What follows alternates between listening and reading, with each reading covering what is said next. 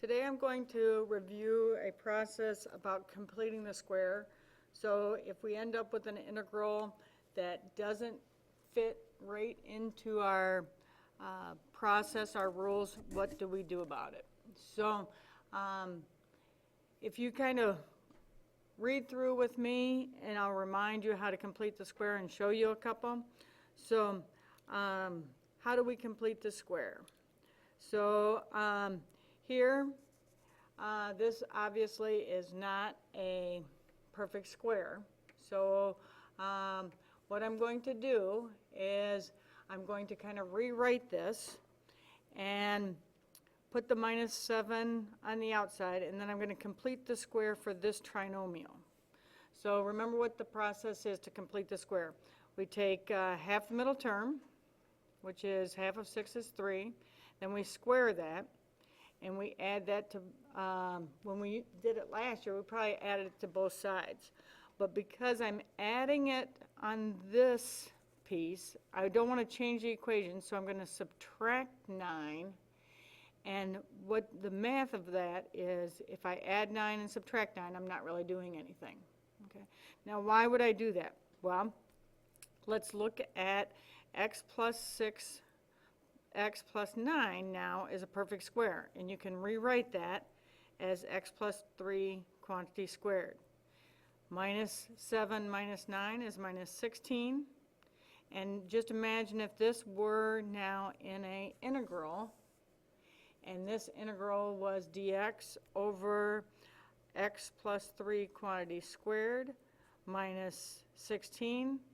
There's your u, there's your a squared, and now we'll fit it into a rule. So I just wanted to take a little bit of time today and remind you how to complete the square, and then I'll show you an example of how that happens when we're integrating. So again, what we want to do is we want to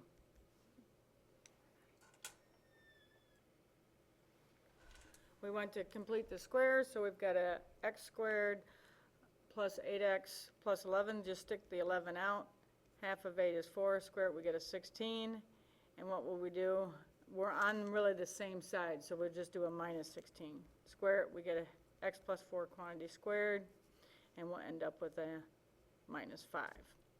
So some of you will probably be able to do this, without all the steps, but x squared minus 4x, half of 4 is 2, square it, we get a 4, so we'll have a -4, x minus 2, quantity squared, -13.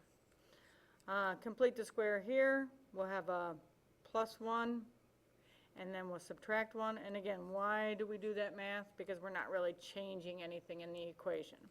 So when we complete the square, we'll get a x minus 1 quantity squared, -1, there's your u squared, there's your a squared.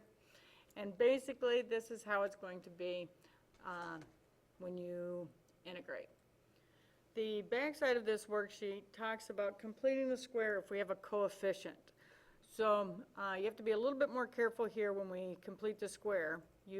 Completing the square only works if the coefficient of x squared is equal to 1. So if it's not, you must factor out, and then continue to do your completing the square, half the middle term and square it.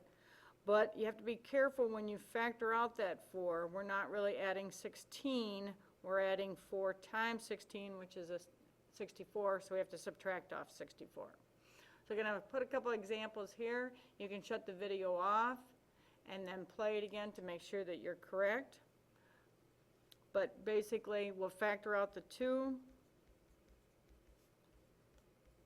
Half of 2 is 1, square it, we get a 1, but really we're adding 2, so we should subtract off 2. How will I write that? Quantity squared -5. Complete the square, factor out a 5.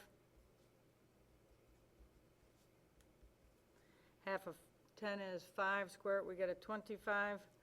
Really we're adding 125, so we'll subtract 125. Completing the square.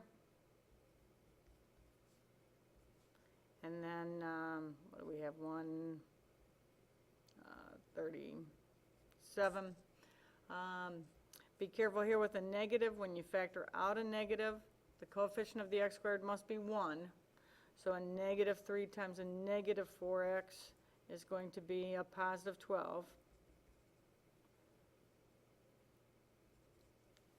Half of 4 is 2 squared, I get a 4. I'm subtracting 12, so I better add 12 to counterbalance. So completing this square, again, check your positives and negatives, and then I'll show you a couple examples of how we're going to use this in integration.